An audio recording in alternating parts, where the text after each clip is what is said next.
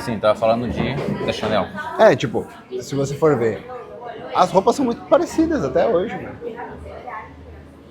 Tipo assim, depois que criou aquele conceito, ela varia pouco pra cima e pra baixo. Não fica uma coisa muito, sabe? Não fica fugindo muito do que é o conceito. Tanto que você consegue diferenciar quando você vê que não é uma outra marca, ou, né?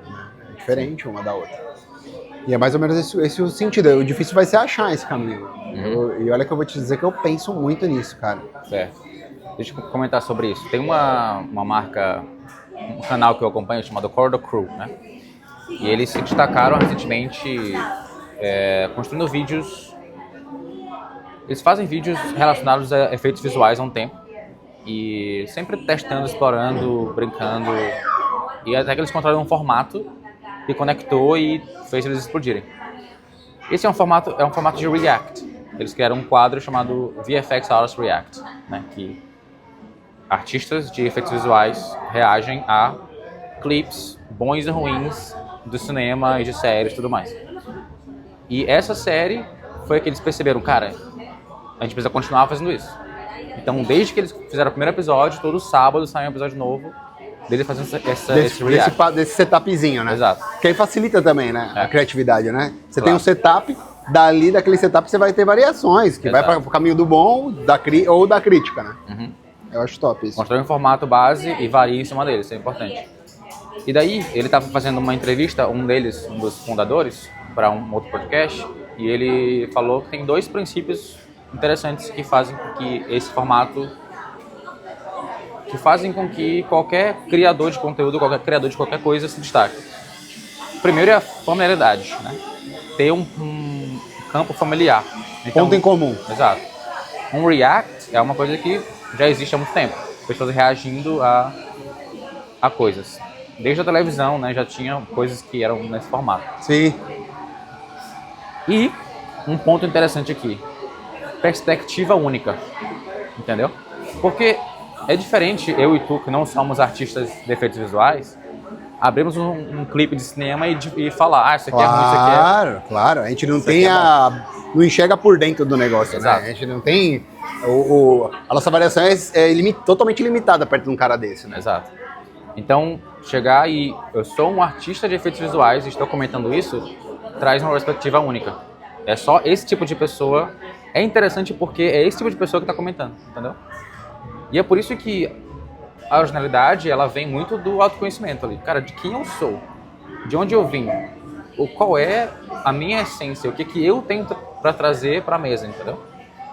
Então, quando a gente começa a falar da V7 vir agora pro palco, né? Sair dos bastidores, a gente tem que começar a perguntar essas coisas. Porque, por exemplo, tu mencionou fazer um design de um café, né? Por quê? Tipo, e por que vir de ti faria com que essa peça seja interessante, entendeu? Qual é a história que tu tem com o café? Qual é... Entendeu? Então, o vídeo que eu quero gravar contigo, já que a gente já tá gravando, Já pode tamo, falar, né? é justamente isso, cara. Quem é o Henrique, entendeu?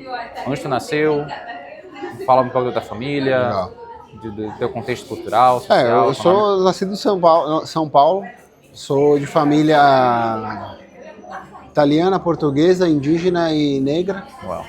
Então, assim, o brasileiro padrão. É tipo o vira-lata caramelo. Eu falo, é tipo isso mesmo. Literalmente isso, né? Tanto que, você tem uma ideia, até meu cabelo, ó, ele é diferente em algumas partes. É igual um cachorro mesmo, vira-lata. Tipo, um lado é de uma raça, outro é de outra. É bem isso mesmo. E, assim, fui criado com a minha família na Moca. Então, assim, dá pra perceber que eu sou paulistano.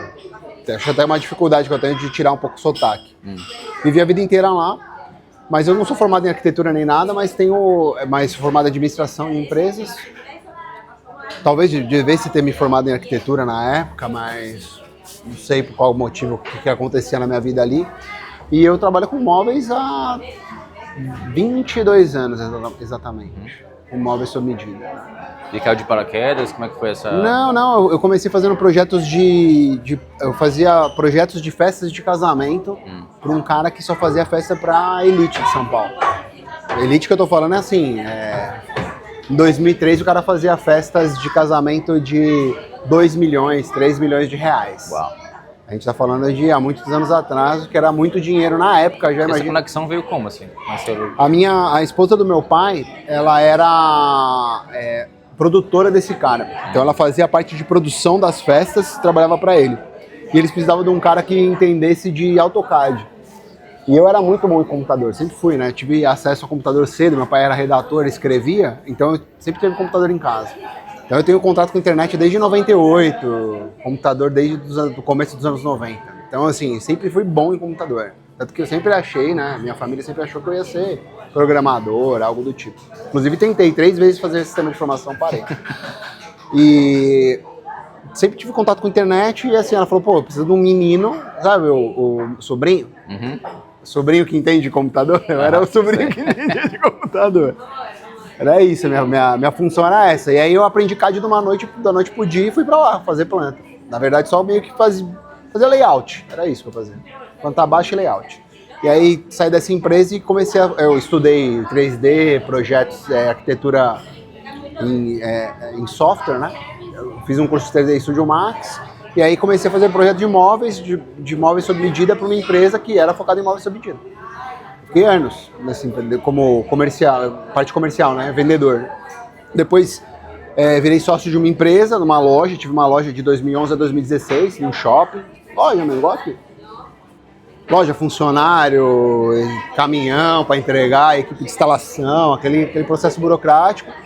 Depois vendi esse negócio funcionando, né? Vendi ele lucrando e tudo.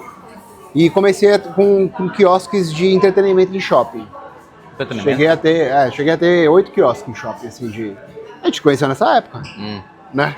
Mas agora nessa época. Eu tinha os quiosques de realidade virtual em shopping, né? Ah, pode crer. Foi nessa época, eu tava transicionando porque eu tinha lido aquele livro do Tim Ferriss. Inclusive ele morava em Buenos Aires, né? Aqui. Ele mencionou. No livro ele cita, né? Que o segredo dele era esse, ele vender um produto em dólar e custear a vida dele em pesos argentinos, né? Exato. Ou seja, a receita dele era em dólar e ele vivia na Argentina, morava num puto apartamento, enfim. E assim, aí eu li esse livro, me deu uma mudada na minha cabeça e eu comecei a construir essa empresa nesse formato, né?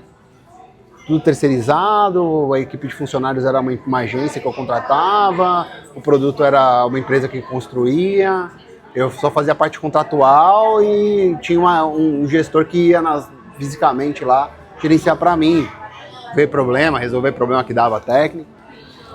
Acabou que com o tempo alguns dava certo, outros não, aí uns fatura, outros dá prejuízo, acabou que fui perdendo esse negócio. E aí comecei a terceirizar projeto. Fazia projeto, desenvolvia projeto para minha carteira que eu já tinha de anos de marcenaria. Vendia para um cara, aí terceirizava a produção para um outro, fazia instalação, geria, né? Só mais ou menos autônomo. Né? Fui para um coworking, comecei. Minha ideia inicial era até ter uma empresa de marketplace. Na época tinha uma onda de marketplace, né? De fazer uma conexão entre o projetista de imóveis, o cliente contratava o projetista e aí terceirizava toda a produção do móvel dele e aí ele mesmo fazia instalação, contratava alguém para instalar para reduzir custos, né? E aí nessa daí fui começando a construir, tive um sócio, tive máquina, comecei a comprar máquina pequena, máquina média, máquina grande e aí foi meio que virando uma indústria, né? E como foi essa mudança de um mindset de service shipping, né? Tipo, de terceirizar tudo, de não sou eu, não é minha marca, são eles, né? Pode ser só o intermediário para assumir essa de empresário e, cara, eu vou comprar máquina, eu vou investir, eu vou construir uma empresa, uma marca. Então, isso foi o seguinte, eu comecei a atender muito arquiteto. E arquiteto, é complexo o projeto de arquiteto. Se for simples, você não precisa de arquiteto. Numa loja você resolve o seu problema. Então, o que acabava acontecendo? Vinha os projetos de marcenaria, como eu estava habituado com loja, vinha projetos complexos para desenvolver. E aí eu tinha que criar soluções para fazer aquilo acontecer. Então, sei lá, vou fazer um móvel com determinada curva, um móvel com uma determinada complexidade. Aí eu tinha que buscar como que eu ia desenvolver esse produto. Né? Qual matéria-prima eu ia usar, qual processo produtivo eu ia usar, qual tecnologia. conhecimento que me faltava para aprender, para conseguir desenvolver aquele produto, né? E aí eu fui nessa, eu desenvolvi um projeto complexo aqui, outro ali e tal, e eu comecei a perceber que eu ia precisar ter o controle do processo produtivo para conseguir entregar um produto para o arquiteto nesse nível, né? Então, assim, além de conhecimento, buscar estudar, eu ia ter que ter o controle produtivo, máquinas específicas para isso, né? E eu comecei terceirizando uns projetos de CNC para uma empresa que só fazia projeto de CNC. Comecei a pivotar esse produto de CNC para marcenaria, né? Então hoje em dia, grande parte, não digo grande parte, mas tem uma tendência das marcenarias mudarem para o sistema produtivo de CNC, né? Que é mas não é, CNC é a máquina, vamos dizer, principal, né? Ela é um vetor. Imagina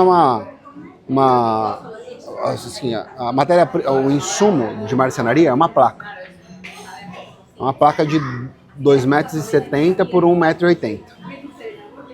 Como que eu faço na CNC? Eu desenho todo o projeto no computador, desse computador eu transformo como se fosse uma folha de papel com todos os tamanhos de corte de cada coisa que vai ser feito. Não só o corte, mas onde vai ser furado, onde vai ser feito o caneco.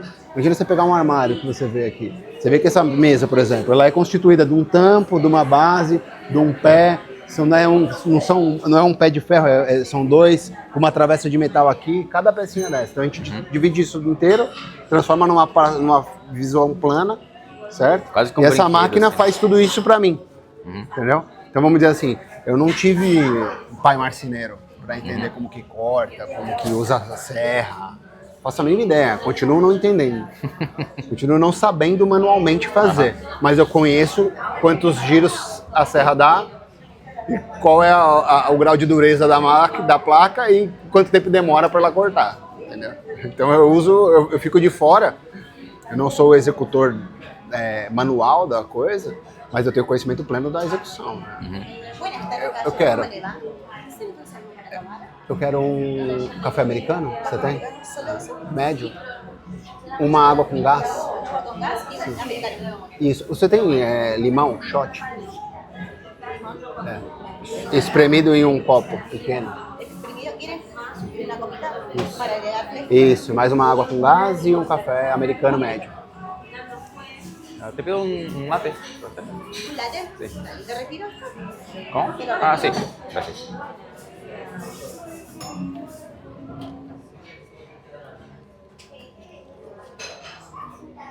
Ya ves. Então, aí foi isso, né? E eu tive um sócio que era produtor, né? Eu comecei com ele produzindo, ele cuidando dessa parte de pessoas da base de produção. E eu comercialmente. Então, funcionava assim, a gente tinha um galpão pequeno, com máquinas, e ele coordenava a equipe de máquinas. E eu dividi um escritório com uma empresa de arquitetura, num endereço interessante em São Paulo, né? E tinha a parte de projetos. Então, eu tinha 2 projetistas, projetista inicial, projetista técnico, eu, comercialmente. Então a gente fazia toda a parte intelectual no escritório, mandava tudo mastigado para produzir, entregar e instalar. E eu geria a parte financeira, compra, era assim a empresa. É tipo meio que uma sociedade que cada um tinha seu núcleo ali responsável. Acabou que não funcionava muito bem, não entregava do jeito que eu queria, não ia dar certo assim. Aí eu decidi ir sozinho pro caminho, né? Que é o que a gente está hoje, desde 2023 que tô sozinho nessa. E foi a parte que a gente mais cresceu, assim. Me conta um pouco mais da origem ali. Falou que tem família, tudo que é origem, né? Indígena, africana. Africana também? Oi? Africana também? Sim, assim, ó. Portuguesa, italiana. Os meus avós. Desculpa, pode continuar. Não, é isso. Me fala um pouco mais de onde tu cresceu, de que tipo de coisa tu fazia, para onde tu viajava, como era a relação com teus pais. Eu sou da Moca, né? A Moca é um bairro italiano de São Paulo. Mas a minha descendência ela é mais forte portuguesa, porque foi a família que eu vivi. Então é meu avô, descendente português, minha mãe, meus pais se divorciaram, eu era jovem, então a gente morava meio que numa casa, que era junto com a casa dos meus avós. Então a predominância era a família portuguesa. Mesmo minha avó, casada com meu avô, era italiana, de descendência italiana. O avô português, a avó italiana. Avó italiana, exato. Então a gente viveu nesse núcleo, foi a minha criação, né? Mas a família do meu pai, o meu avô, ele era índio né, descendente de índios de Minas Gerais, e minha avó também, só que já mais pro lado de escravos, né? Negros, digamos assim, de escravos, né? Tanto que meu pai, ele é bem negro, meu pai, né? Bem escuro, meu pai. Não digo negão, mas é. Minha mãe já é o contrário. Já é branca, italiana com portuguesa. Então essa foi a minha vivência. Eu sempre não fui um cara muito de... Nunca fui um cara muito de esporte, mas sempre fui um cara muito matemático, acho, assim, sabe? Sempre fui um cara bem calculista, bem bom com números, bom com português não era a minha praia, mesmo meu pai sendo envolvido com redação, com teatro, com escrita, né? Minha mãe também tem uma relação com dança, minhas irmãs são bailarinas desde criança, minha irmã tem uma escola de balé hoje, né? Hoje ela tem o padrão de balé Bolshoi no Brasil, na escola dela, né? Então ela é uma das escolas que passam esse conhecimento lá no Brasil. Então, mas minha família inteira é ligada com isso, ligada com artes, dança e tal. Eu sou o do contra da história, sabe? Eu sou Será? O cara que... Me pergunto. De certa forma, né? Até hoje. Porque acabou que tu virou um artista também. Pois é. De certa forma, o que a gente faz né? O que a gente está construindo agora é justamente isso, te dar essa base narrativa para colocar a tua arte no mundo, né? Legal. Então, mesmo que tenha sido pelas exatas, acabou que também tá virando um artista. Acabou que voltou pro mesmo caminho, né? Pois é verdade. Pensando bem, é isso. Né? São quantos irmãos tu tem? Eu tenho 2 irmãs e um irmão. O irmão pai de pai, né? Meu irmão já tem 25, né? Meu pai casou com outra mulher, ele teve meu irmão Benedito, o nome dele. E minhas 2 irmãs são bem próximas, assim, à minha idade. Assim. Tudo junto, nasceu tudo junto ali. A Raquel e Maíra. São essas minhas irmãs. Também elas têm as filhinhas dela, né? Sou pai da Laurinha. Sou casado com uma esposa. Minha esposa, ela é de carreirista, né? Então ela tem CLT da vida inteira, trabalha em multinacional, então sempre construiu a carreira dela no ramo corporativo, né? Porque eu nunca tive contato com ele, sempre fui comercial, loja, comércio, rua, negócios, assim, né? Nunca tive esse contato, mas foi bom, porque, querendo ou não, as histórias à noite, quando a gente conta, né? Ela conta pra mim como é o ramo corporativo, né? Como que é o... Nossa, rápido. Muito bom, hein? Buen servicio. Muy rápido. Eu quero adoçante. Isso. Limão.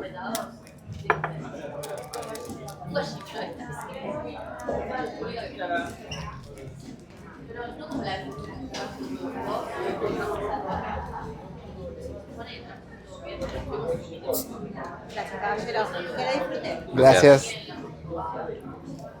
Você toma sem nada? Prefiro. Não consegui ainda. Mas eu também não uso meio a saquinha desse aqui. É só pra não falar que não tem nada. Principalmente quando o café é bom, quando o grão é bom, eu gosto de... Oi? Principalmente quando o café é bom, o grão Você é bom, sentiu eu gosto de o grão, experimentar o sabor, entendeu? Sim. Mas eu criei tanto hábito que mesmo quando não eu tomo também sem açúcar. Muito bom. Bem caro o café. Pois é, então, 2 irmãs, falou Maria e... Maíra e Raquel. Maria e Raquel. Quem é do balé? Falou? A Raquel também escola de balé. Raquel do balé. E a Maíra? A Maíra, ela trabalha numa empresa Ela trabalha numa galeria de artes, só que ela faz a parte financeira da galeria de artes. Mas é uma galeria de artes mega famosa em São Paulo, chama Massa, Pivô. cara. É ali no... Como que é o nome? Aquele prédio Copan. É um andar inteiro do Copan Academia. É incrível. Lá eles convidam os artistas ficam épocas lá usando a estrutura para fazer as artes dele. Cria meio que um network entre eles ali. É um negócio bem... E eles leiloam obras de arte, né? Entendi. E... eu quero saber de objetos, assim. Tem algum... Porque recentemente, tô olhando meus stories que eu tava aprendendo a desenhar e tal. E acaba que tu virou um cara que desenha, mas nunca na parte do papel, né? Tanto assim de manual, né? Mas no computador diretamente. Isso veio à mente, assim, objetos como uma mesa de desenho, por exemplo. Quais foram objetos assim que marcaram a tua infância, teu desenvolvimento, teu crescimento? Tem algo em mente? Você falou imobiliário, né? Tinha um móvel tinha uma empresa que se chamava... Olha que louco isso. Quando eu era pequeno, eu lembro disso, foi em 93. Meu pai comprou um 386.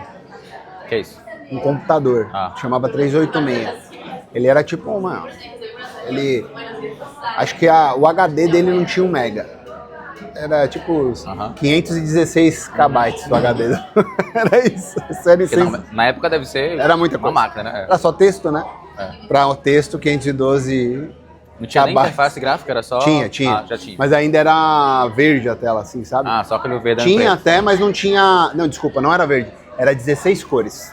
Pode crer. Eram 16 cores, a variação entre 16 cores que tinha a tela do monitor. E eu lembro que meu pai foi comprar uma mesa. E ele comprou uma mesa numa empresa que chamava Evolukit. Ela era o quê? Ela era tipo modular. Ela tinha tipo umas barrinhas e ela era girada em um parafuso em Allen. E aí você fazia o que você queria.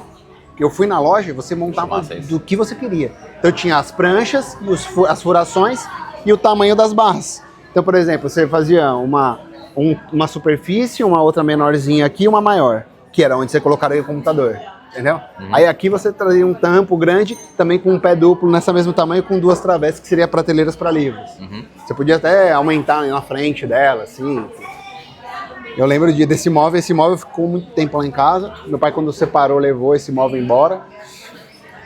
A gente tem olha que louco isso, né? Os meus avós... Eu vou linkar com uma coisa que aconteceu há 2 semanas atrás. Os meus avós, eles são tradicionais. Um italiano e um português casaram. E eles casaram nos anos 50. Então, toda a casa dos meus avós eram mobiliadas dos anos 50.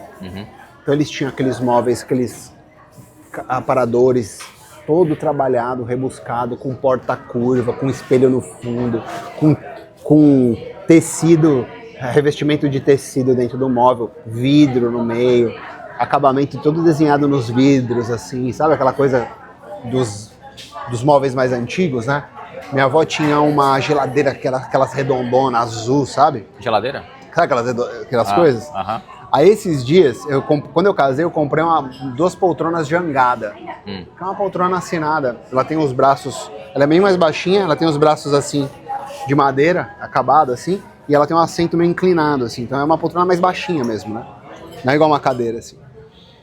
E elas estão no meu subsolo, vai fazer uns 8 anos que tá lá, sem uso. Por quê? Esses dias vieram a equipe lá na marcenaria, eu falei assim, vamos colocar lá em casa. E eu falei, pessoal, isso aqui é de quando eu casei, velho. Falei assim, nunca pensei que eu ia falar isso. Esses móveis são de quando eu casei, porque minha avó falava isso pra mim desses móveis. Né? Esses móveis aqui é desde que a vovó casou, né? E essas poltronas aí que eu levei lá pra marcenaria, inclusive, agora, pra fábrica. Falei, pô, tá me incomodando aqui, lá tem um monte de espaço vazio, vou levar essas poltronas pra lá. Então tem isso, esses móveis fizeram parte, mas nunca pensei em projetar, assim, sabe? Foi meio que indo por esse caminho naturalmente. Né? Sim. Tanto que eu me formei em administração, eu vendia móveis de dia e à noite eu ia pra faculdade de administração. E casava uma coisa com a outra, né? Nem sabia que eu ia continuar fazendo isso, era bom porque era rentável, assim, né? Comercial, né? Tem um diferencial interessante dos projetos da V7, que a gente fez questão de explorar na identidade visual, que é a questão das curvas, né? Sim. Que foi algo que tu se tornou ali um pioneiro técnico em construir. Como é que foi que tu descobriu essas técnicas e se tornou um diferencial?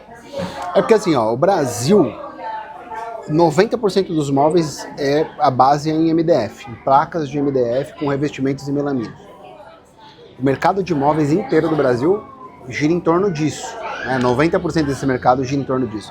Aí você vai para um nível mais elevado, você vai ter lâmina natural, madeira maciça. E aí são só a altíssima sociedade que vai conseguir possuir esse tipo de móvel.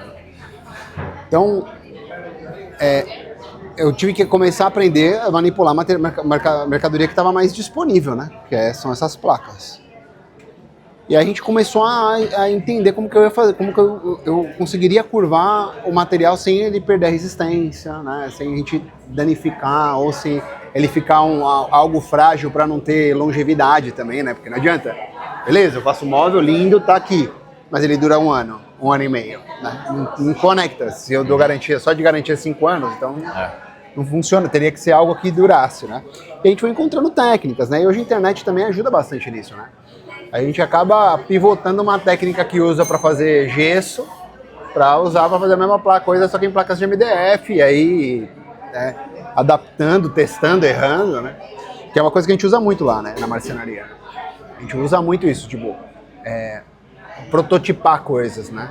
Pô, a gente vai desenvolver uma coisa específica, eu quero vamos fazer um protótipo menor para a gente testar, ver se vai funcionar, ver se vai curvar o que a gente precisa, ver se a gente vai ter alguma dificuldade na instalação, né? Então a gente faz isso bastante, né? Você viu recentemente que eu fiz a capela, a miniatura? Então, você sabe que eu fechei esse negócio? Não sabia. Vendi. Fechou? Cara, foi genial isso, eu construí uma miniatura pro cara.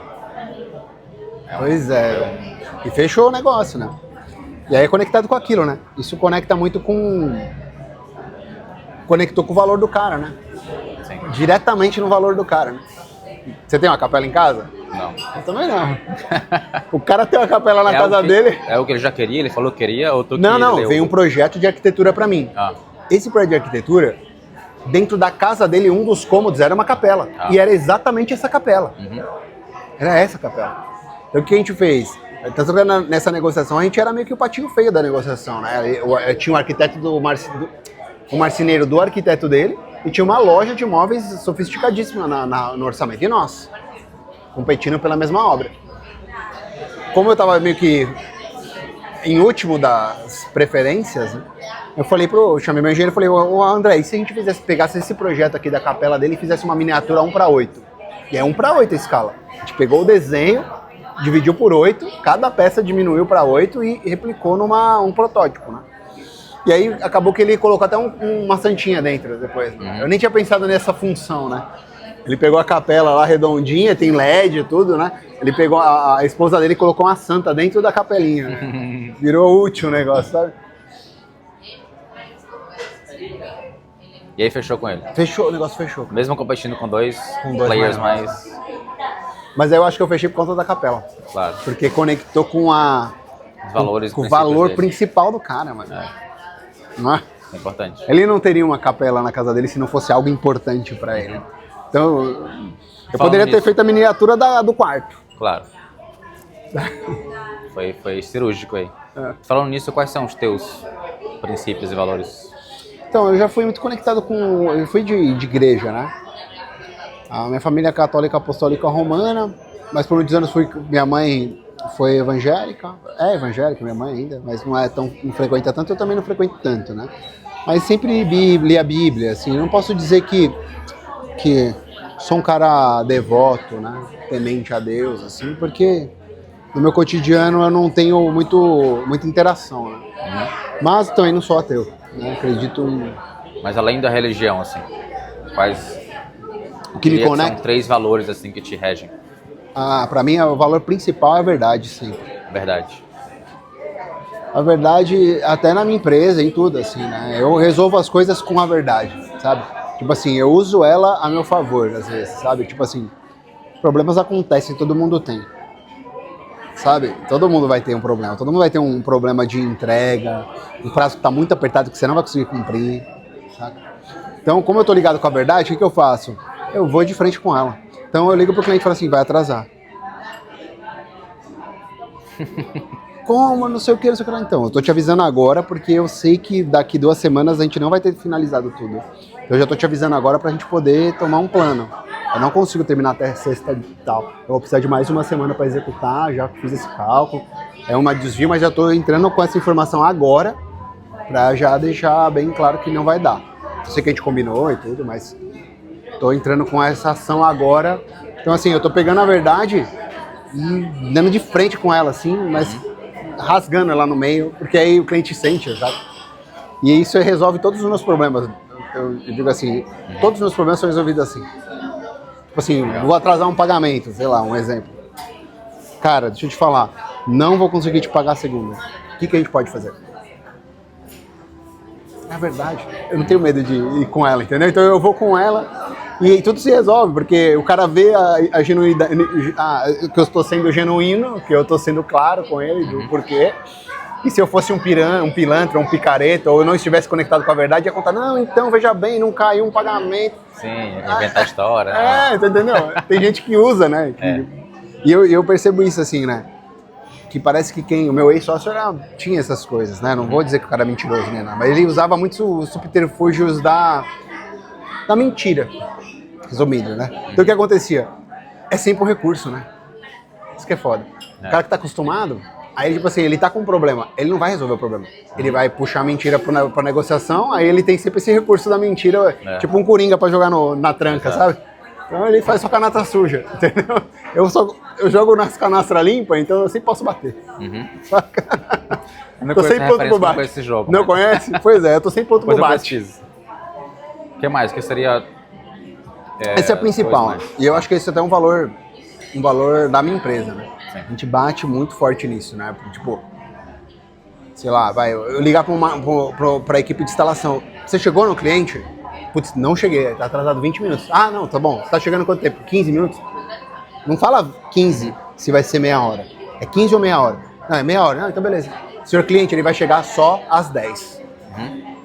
Falando na verdade. Se ele tivesse me falado que era 15, eu ia falar daqui 15 minutos ele tá aí, o meu cliente esperaria meia hora por ele chegar. Entende? Então eu explico isso eu vou dizendo assim, eu vou replicando e reverberando dentro da empresa para que lá na frente, né, quando eu não tô, isso apareça também, né? Não só na ligação que eu faço para contar, para usar a verdade a meu favor, faço minha equipe usar a favor. Outra é sobre passar o que eu sei, né? Não só passar o que eu sei, mas também continuar em constante aprendizado, né? Tipo, não vou para Milão à toa, inclusive quando eu venho para lugares como Patagônia agora, para Ushuaia, eu vou questionar, né? Pô, deixa eu ver como que os caras comercializam móveis aqui, né? Deixa eu ver os móveis do lugar aqui, inclusive é diferente o sistema produtivo de marcenaria. Hoje eu fui lá, eu tava numa galeria lá, puta sistema construtivo, tudo de madeira, acho que eu publiquei hoje nos stories, você viu lá? Não olhei ainda. Toda a construção de madeira e parafusos, sabe? Então eu tô sempre com um olhar de querer aprender como que eles manipulam materiais, exato. Então eu sempre olho para uma coisa, eu vejo qual que é a matéria-prima, qual o sistema que ele utilizou, se foi de encaixe, de fixação, por parafuso, colagem, para tentar entender e replicar para ter mais variáveis dentro da minha cabeça para poder usar. E eu nunca seguro nada, assim. Então eu estou sempre passando isso em diante para a minha equipe, para os meus colaboradores. Então eu acho que isso é um valor para mim, né? Eu dou valor a quem entende, a quem estuda, saca? Um cara que dou valor para você, por exemplo. Não é à toa que a gente é conectado. Porque eu sei que você é um cara que gosta de estudar, que gosta de... que vai buscar referência, que quer ir a fundo numa coisa, né? A gente não quer aquela coisinha genérica meio... padrãozinho de Instagram, né? É difícil eu pegar um cara que vai vir com esse conceito, por exemplo, que é trabalhar marketing digital, sei lá. Ele vai vir com uma coisa totalmente enlatada, que tá todo mundo fazendo, e eu vou me desgastar tanto para explicar para ele que não é por aí que eu quero caminhar, tá ligado? Que eu preciso encontrar alguém que seja mais ou menos da mesmo alinhamento de valor, né? Sim. Eu acredito que isso seja um valor para você, pelo menos me parece. Né? Acho que esses dois são os grandes valores, assim, né? Do aprendizado e de passar para frente o que eu sei. E sempre é verdade, porque tô sempre dormindo. Importante.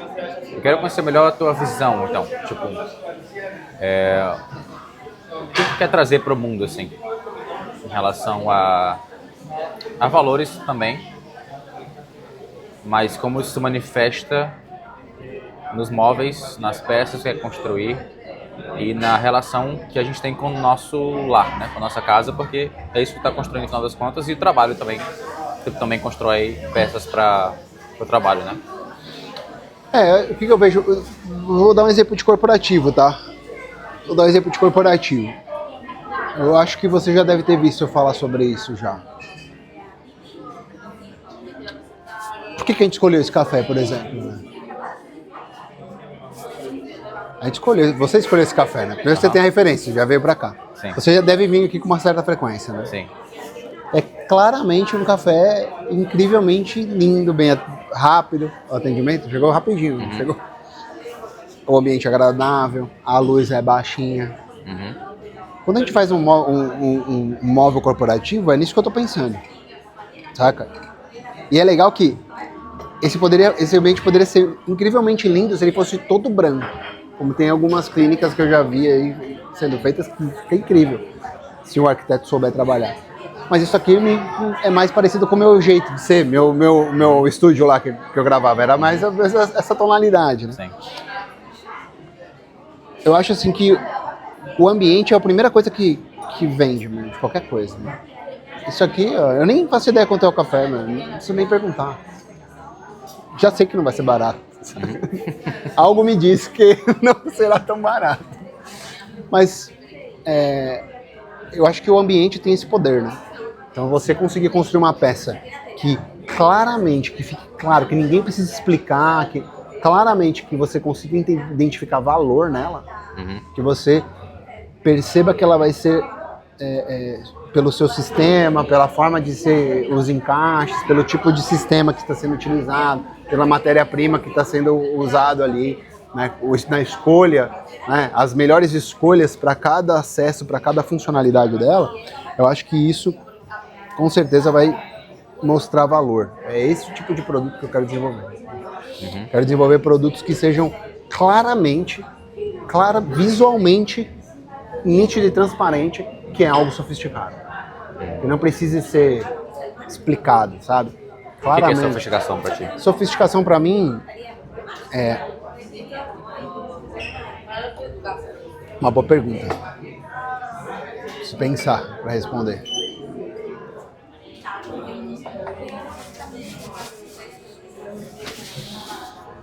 Ó, eu vou dizer como eu me sinto num ambiente sofisticado, né? Eu sinto que eu estou à frente do tempo que eu deveria estar. Não no quesito do futuro, mas que eu estou a um passo na frente do que tá o restante. Hoje eu me sinto assim já no mercado. Eu já tenho essa sensação, né? Eu tenho essa sensação que ela tá conectada. A sofisticação tá ligada para mim com a inovação. Saca? Acho que está conectado com isso. Então, eu sempre sinto que eu estou um passo à frente. Não é muito na frente, não é futuro. É aqui, mas tem algo ali que é à frente, sabe? É esse passo à frente. Não é nem muito na frente e nem parecido com nada. Eu acho que é isso, para mim, a sofisticação. Então, por exemplo, quando você tem um móvel, a gente está falando de curva. A gente criou a marca há 1 ano e meio atrás. Se eu te falar que curva já tomou, olha que louco, né? Você vai conectar com, vai entender isso, acho. Você já viu aqueles móveis que tem um acabamento todo ripado? Ripadinho assim? Que é bonito, né? Lindo. Meu, isso entrou como um detalhe, entrou como caro de se desenvolver. De repente, nos últimos 5 anos, foi tanto utilizado que ele perdeu seu apelo. Que ele virou arroz de festa, saca? E aí a galera não soube usar. Então virou um overflow daquela informação, daquele formato, que perdeu a sofisticação que um dia foi. Sabe? A curva está acontecendo a mesma coisa. É o quê? A curva. Quando era complexo e difícil de executar a ponto de não estar disponível comercialmente tão facilmente, sim, isso era uma sofisticação. Já não posso dizer que é mais, porque agora até as indústrias têm, de certa forma, colocando em escala a curva. Vai perder. Saca? Ela vai perder essa força. Ela vai virar mais um recurso, essa é a parte boa. Daqui a um tempo, ela vai virar mais um recurso que um bom arquiteto vai poder pegar ele e utilizar ele no ponto de interesse. E não utilizar como estão sendo utilizados hoje, só porque tem a complexidade e um dia foi sofisticado. Só que a galera tá chegando atrasada, sabe? Então, o que eu penso?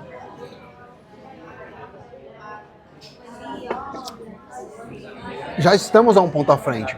Que eu já tô sentindo isso. Enquanto as pessoas que estão no mesmo meio que eu, estão entregando móveis curvos e se sentindo realizados com isso, eu já passei essa fase e já estou procurando uma nova complexidade, sabe?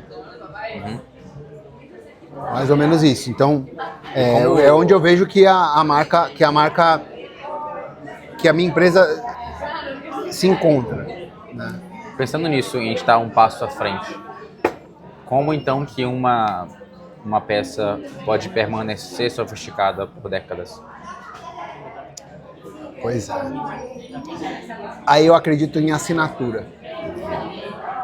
Sabe?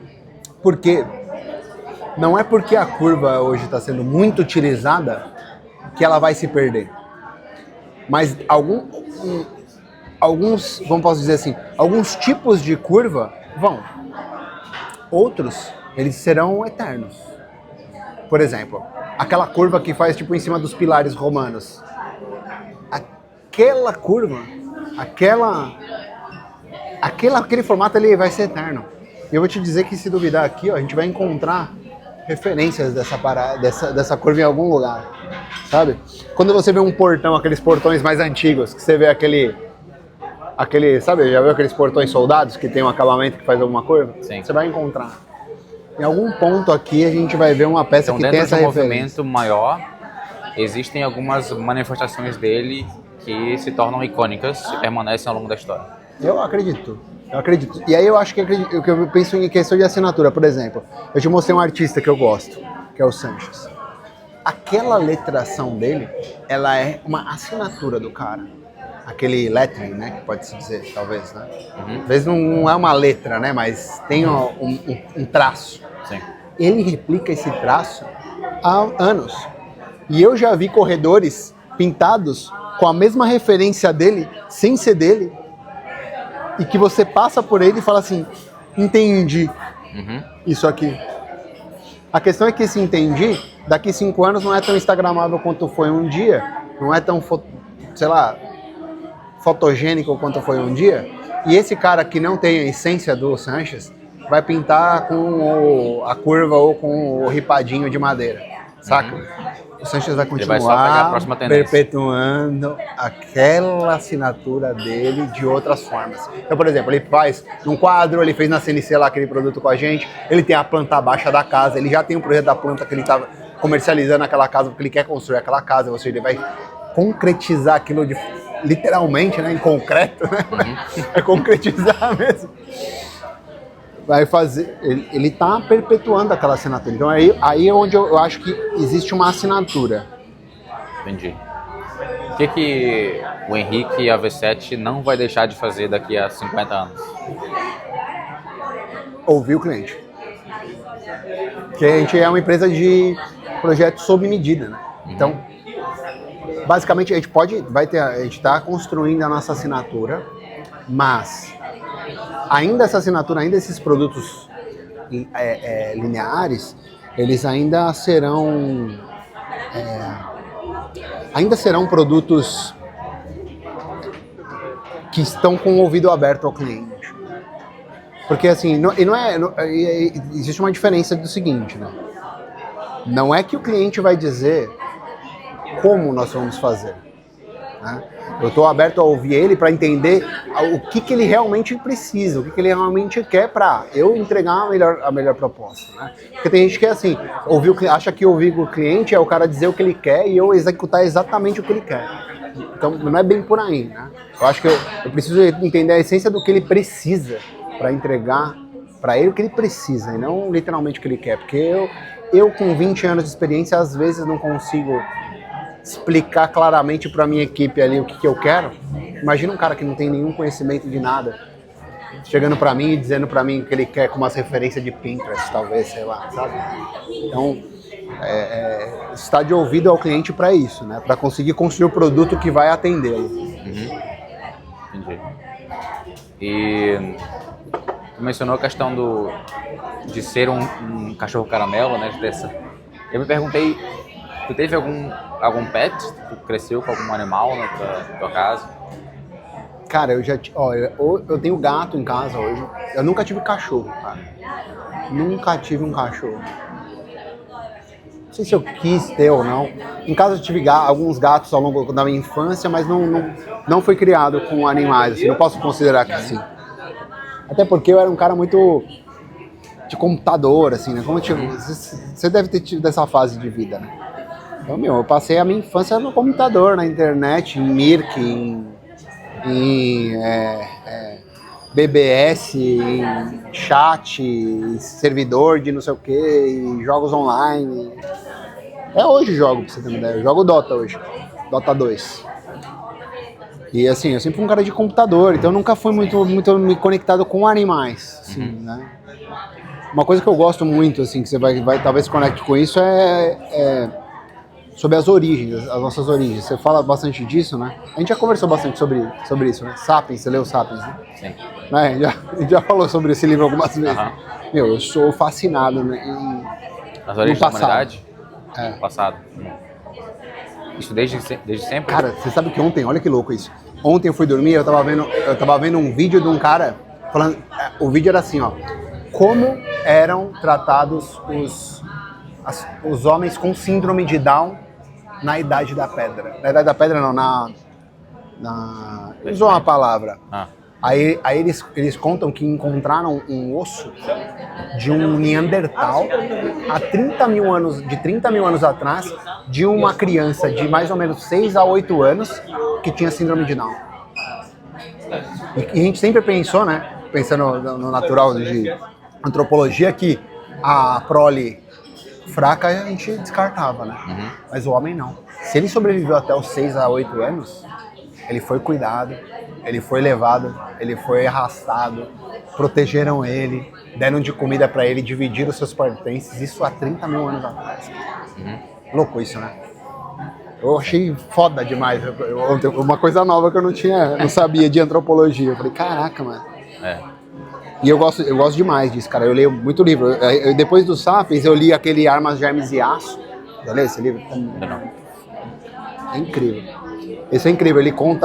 Ele tira por base que o ser humano evoluiu com base... As civilizações que prosperaram tinham o controle das armas, dos germes e do aço.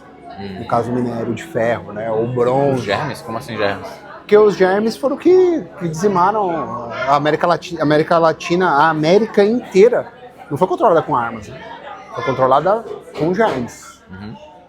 O que acabou com a civilização no Peru lá, que era gigantesca, né? Que dizem que no Peru era a maior civilização até mesmo que na Europa. Era uma coisa absurdamente incrível. Eles eram milionários, ricos, tudo cheio de ouro. Era uma coisa... Os espanhóis derrubaram tudo no germe. Aqui mesmo no Brasil, os goitacazes, você sabe que os goitacazes, eles só conseguiram matar os goitacazes por causa da malária. Pegaram umas roupas com malária, levaram, jogaram na área deles, aí eles cataram como se fosse um benefício e todos morreram infectados com malária. Guerra biológica aí. Guerra biológica, né? Eu sei porque eu vi um vídeo do Peninha, já viu? Conhece o Peninha? Não. Qual que é o nome dele mesmo? Conhecido como Peninha, você pesquisa na internet, ele é Buenas Ideias. Ele é um dos historiadores que maior conhece a história do Brasil, desde dos índios até hoje. O cara que mais conhece de todos, assim. Você puder ver o canal dele, é incrível. Nossa. Ele fala bastante sobre os índios, como que eram os índios, a antropofagia, qual índio se comia de cada um, né? Porque os nossos índios, eles tinham uma guerra, e a guerra, quando eles travavam uma guerra, a vitória era quando eles pegavam um guerreiro forte, levavam para a tribo, e eles se alimentavam daquele cara. Mas eles comiam o cara não porque eles queriam matar a fome, mas porque eles queriam absorver o poder que o cara tinha. E pro cara ser morto era uma honra, que ele tinha sido escolhido como um puta guerreiro, que ele ia morrer como uma honra e que ele ia se perpetuar dentro das pessoas que se alimentaram dele. Ele estaria vivo dentro do cara em forma de guerreiro, sabe? Foda. Muito bom.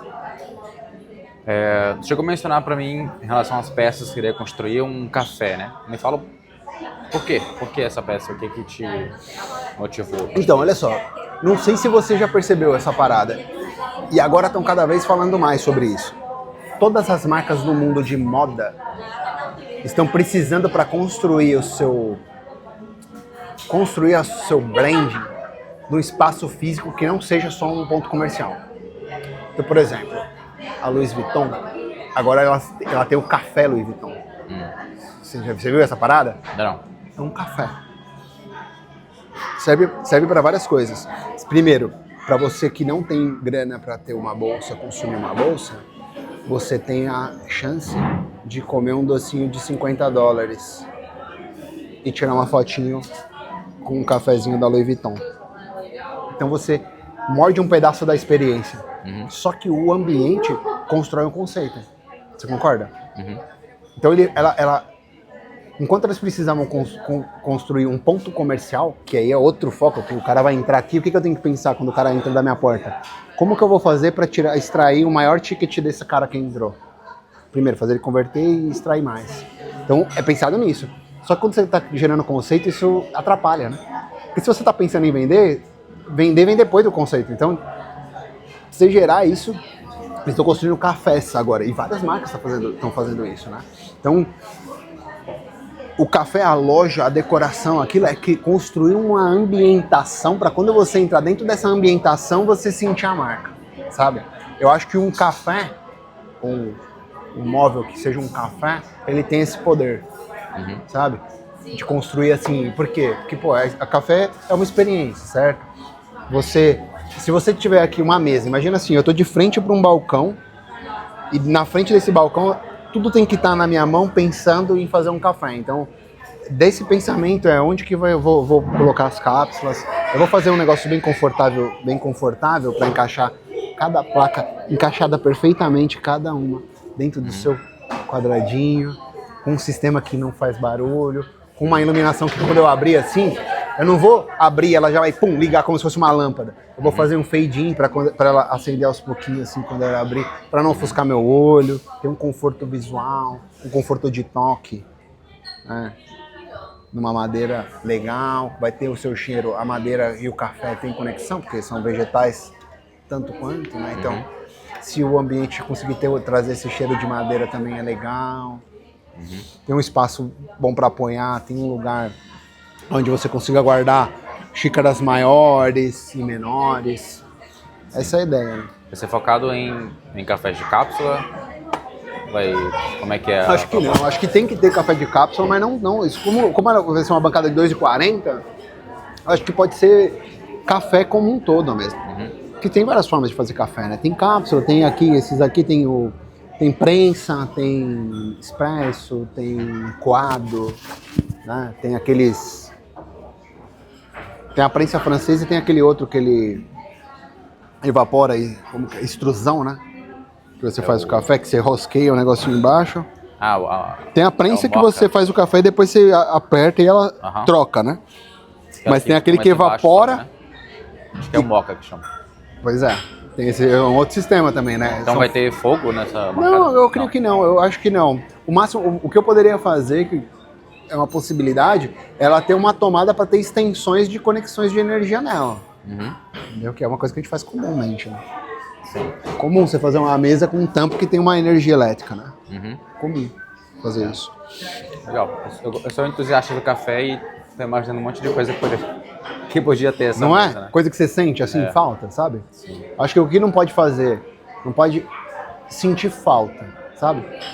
Tipo, putz, tem uma gaveta, sentir falta de um lugar pra pôr a colher. Sentir falta do lugar pra pôr tal coisa, sabe? Poderia ter, sabe aquela coisa que a gente fala assim, pô, esse móvelzinho poderia ter um ganchinho aqui, sabe? Essas coisas. Tem que ter. Pra quando o cara pensar nisso, fala assim, tem. Sabe? Pode crer.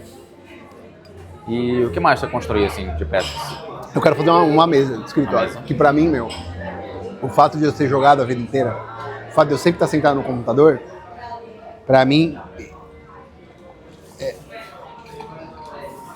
a mesa de trabalho, ela é... Eu sou cheio de frescura pra mesa. De altura, de mesa, Eu não gosto de ter gaveta embaixo porque cria um gap aqui na minha perna, me incomoda.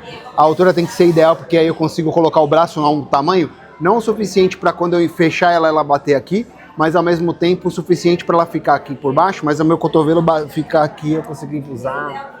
Profundidade de mesa tem que ser no mínimo 90, porque eu sou um cara grande.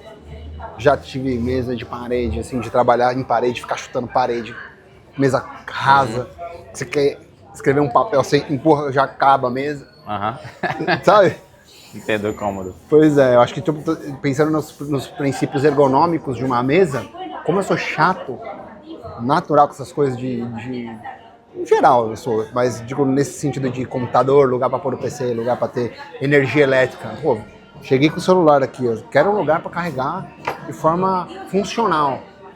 E já errei muitas vezes também de fazer caixinha com tampinha, mas exatamente no lugar onde eu vou colocar o notebook aqui, aí aquela superfície me atrapalha quando eu vou mexer no notebook, raspa ali o suportezinho, sabe? Uma mesa de trabalho, de escritório, com certeza. E eu quero montar um sistema, uma patente de um sistema de prateleiras. Isso é claro para mim. Primeiro porque as grandes empresas constroem esse sistema. Então, imagina o seguinte, né? Tudo é uma evolução. Se os caras estão construindo há 90 anos e aprimorando um sistema de fixação, para eu só vou conseguir competir ou ter algo interessante e relevante se eu começar do zero algo para eu poder ter o que evoluir, né? Se eu não tenho nenhum sistema hoje de fixação de prateleiras, eu preciso construir o primeiro para sentir as dificuldades que ele vai me trazer para eu poder aprimorar. Se eu nunca fizer esse passo, eu nunca vou ter a evolução de 40 ou 50 anos dessa prateleira. Então, o que falta, assim? Por que sistemas atuais não te atendem? Não atendem. Eu acho que atende. Eu acho que é mais um apelo estético mesmo, sabe? Mas por que, o que tem de errado na estética dos atuais? Tipo, não tem nada de errado. Não tem nada de errado. Assim como camisa de botão, sabe? Camisa social de botão, a maioria vão ter... Tem umas que tem esse botãozinho, outras não. Tem umas que são Oxford, ou tem outras que são de linho. Sabe?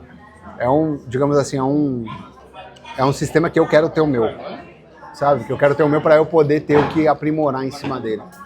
Por que isso? Porque, tipo, com café eu entendi muito.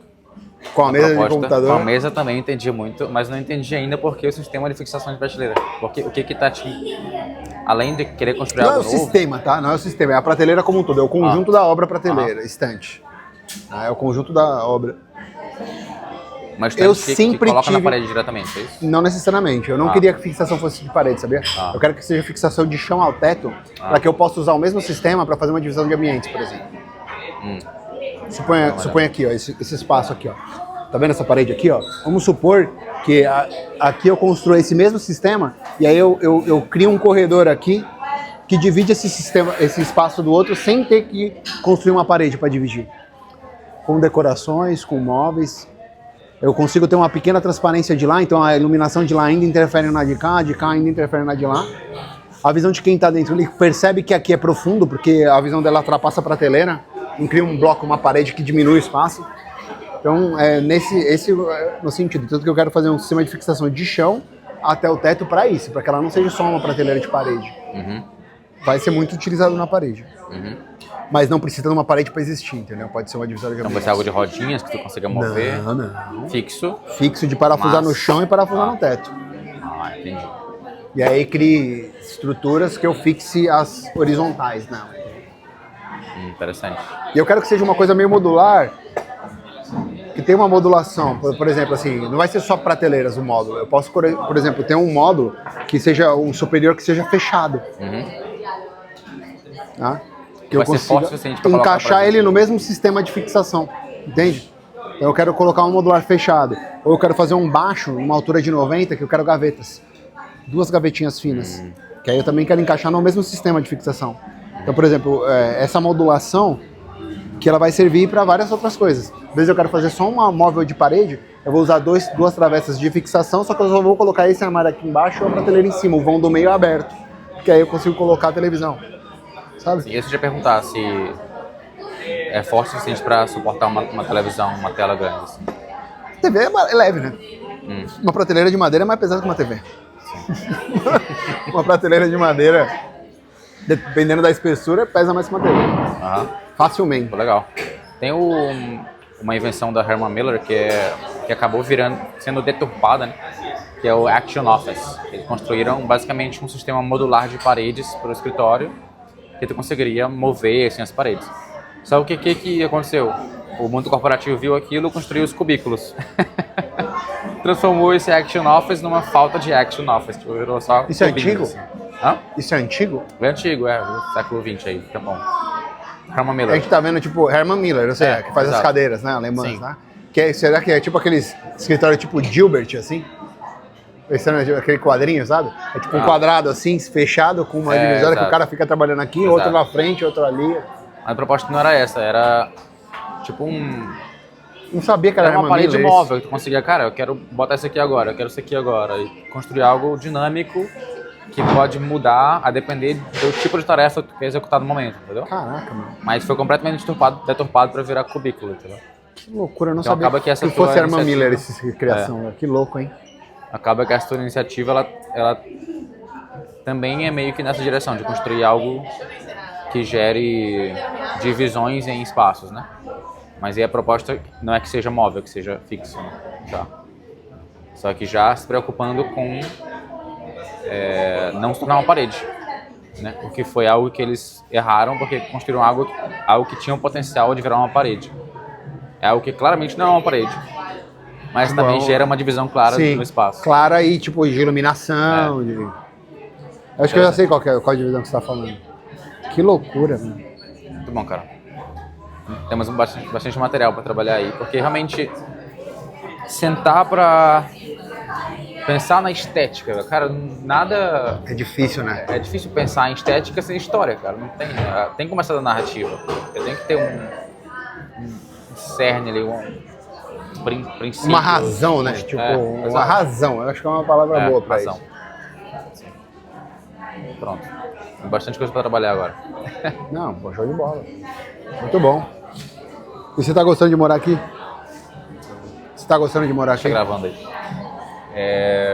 Tô, cara. Eu cheguei naquela época, 2023, que tava tudo baratão, né? Então... Nossa, tava rei. Virou rei, né? Eu lembro que eu cheguei e fui num restaurante com um amigo. A gente pediu 2 pratos de uma garrafa de vinho, deu R$70 pros 2, sabe? Tipo, era absurdo. Só que aí realmente a ideia era ficar 3 meses, só que eu comecei a gostar da cidade porque, além de ser muito barata, ela oferecia uma estrutura que eu nunca tinha encontrado. Eu percebo isso também. Tem uma infra, né? Exato. Porque, parque, de acessibilidade. Até trânsito é bom aqui. Sim. Essa hora aqui, fazer essa distância em São Paulo, 45 minutos. Eu demorei 20. E é uma cidade que é comparável com São Paulo, mas que eu diria que é bem melhor de morar. Pelo menos na minha experiência. Qualidade de vida melhor. Tipo, tem muitos parques por aquele lado, dá pra fazer muita coisa andando, o transporte funciona, é barato, até mesmo no aumento de preço. Entendeu? Combustível que é barato. Realmente. Ainda continua sendo barato. Então, mesmo com o preço aumentando, ela começou a ter um preço que eu diria que agora faz sentido, saca? Antes era bom demais. Abaixo, né? Você percebia o valor maior do que o quanto vinha o preço. Agora meio que tá proporcional. Agora tá equiparado, eu também acho. E é muito massa pra quem gosta de design, de arte, de educação, de intelectualidade, porque qualquer coisa que quiser estudar, qualquer grupo, qualquer nicho que quiser encontrar, tu encontra aqui, entendeu? Então, eu pratico um esporte chamado Ultimate Frisbee. Eu já vi. Viu, né? Eu vi você fazendo. E aqui tem várias equipes, tem torneios, tem tudo mais. Ou seja, pensa no esporte. Tu encontra gente aqui que pratica. Hóquei no gelo, vai encontrar. Entendeu? Não importa. E tem time, e tem representação e tal. Isso é bem legal. Pensa num curso que quer fazer. Disso. Cara, eu quero fazer curso de design de móveis. Vai encontrar um monte. Entendeu? Qualquer nicho, qualquer grupo, qualquer coisa que tu encontra. Que loucura. Isso é muito legal. E aqui é como se fosse a Europa, meu, eu posso te falar? É o mais próximo da Europa que você vai conseguir enxergar em outro país, se não é não europeu, acho que é aqui. Diria que sim. Esse café mesmo aqui. E isso, o que mais? Pois é, por exemplo, mas estudar blues, estudar jazz, tem... Eu vi, você tá tem cantando, jam, né? Você canta numa banda, né? Ou é tipo como se fosse um lugar que você vai... eu vou e toco com uma banda lá, não tem uma banda minha ainda, mas... tem jams, né? Tem eventos de música, também, se pensar em qualquer estilo de música, vai ter aqui eventos desse tipo de música, entendeu? Então, é uma cidade grande que é fácil de navegar, entendeu? E é segura. E aceita você bem, assim, também, né? Tem um certo, como eu disse, não é acolhimento a palavra, seria hospitalidade. Sim. E é uma cidade cosmopolita também, porque, por exemplo, eu morei em Curitiba um tempo. Se bem que eu morei lá durante a pandemia, então não experimentei a cidade bem. Mas eu gosto dessa experiência de estar em outro país, de estar envolto em outra cultura e de ter acesso a qualquer nacionalidade que eu quiser, que eu possa encontrar gente do mundo inteiro, entendeu? Como eu gosto de aprender idiomas, cara, eu quero praticar francês essa semana. Eu sei onde eu encontrar gente para praticar francês, saca? Isso é muito massa. Bom, e você tá morando aqui perto? Aqui, 2 quadras daqui. Bom. É massa. Você trabalha daqui de vez em quando? Às vezes eu venho aqui nessa cafeteria, trabalhando em casa também. Você tá morando sozinho ou você tá compartilhando? Sozinho. É mesmo? Porque geralmente quando tá sozinho a galera compartilha bastante, né? É comum compartilhar um apartamento, né? Cara, eu gosto muito de ter meu espaço. Né? Porque eu preciso desse... Custa um pouco mais caro, mas em contrapartida... Vale muito a pena. Porque eu preciso passar boa parte do meu tempo sozinho. Assim. Porque a forma como o meu cérebro funciona, tem que ter espaço para espontaneidade, entendeu?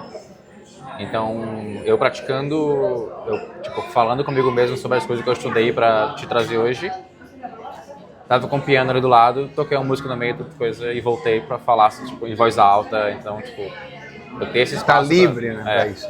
Pra dançar, talvez pra uma pular, pessoa te inibiria, né? Exato. E aí, mesmo você achando que não, mas inibe. Então, eu não tenho um problema em compartilhar um espaço, mas desde que esse espaço tenha um espaço para mim. Mas se você tá conseguindo, se você consegue, né? Eu acho assim também, as coisas são muito assim. É a escolha que você fez, não é? Você escolheu ficar sozinho com toda essa questão? Diferente do quanto custa, mano, a escolha vem antes. Porque o quanto custa, mano, é só quanto custa, velho. Você vai dar jeito de pagar, você vai dar jeito de fazer acontecer, entendeu? Você decidir que você vai andar de BMW é uma decisão que você tomou, cara. Aí agora você tem que fazer por onde, né? E aí você acha recurso, velho. É sempre assim. A gente sempre encontra, velho. O legal de morar aqui também é que me forçou muito a aumentar a minha renda. Eu dei um jeito, sabe? Então foi aumentando os preços, cara. Claro. Vamos encontrar renda. Vamos pôr pra rodar. Fechar os negócios que tem pra fechar. Coçar pra resolver, criar um problema novo pra resolver. Né? É isso, cara. O casamento faz isso com a gente também. Casou, tem filhos, a escola não deixa de vir, a casa não deixa, a hipoteca não deixa de cair, as contas não param de subir, vão continuar subindo, vai ficando cada vez mais caro o custo de vida mesmo, porque você vai sofisticando sua vida, né? Sua vida vai ficando mais sofisticada. Depois desses cafezinhos aqui, cara, vai ser ruim pra você ir no Starbucks, né? Beleza, você toma, mas né, você vai pegar e vai embora, ou você vai ficar bem rápido ali, não vai ver graça, né? É assim que vai ficando pior cada vez. Restaurante é assim, cara. Bom, você vai indo nos restaurantes, a gente veio pra cá em 2011, né? A gente foi nos restaurantes aqui do Porto Madeira. A gente vai restaurante amanhã, cara, tem que ser pra lá, nesse nível também, né? Lá em Bariloche, mano, pensa num lugar caro, velho. Nossa, aqui é caro, lá é tipo quase que o dobro de Buenos Aires, né? Caramba. Mas são preços no cardápio? Ou eles falaram pra tua cara e falaram, mas lá é tipo assim, não, no cardápio. Restaurante, né? Que lá tem uns restaurantes legais, né? Restaurante tipo, beira pro lago, umas coisas legais. Mas lá uma continha pra 5 era 250 mil pesos. Grana. Tá falando de, eu acho. Pois é. 1.000 e poucos reais. Mil e poucos, é. Sem taça de vinho, garrafa de vinho. Uma tacinha, assim, só pra falar que bebeu. Caramba. Mas tem na mão. Caro, achei caro.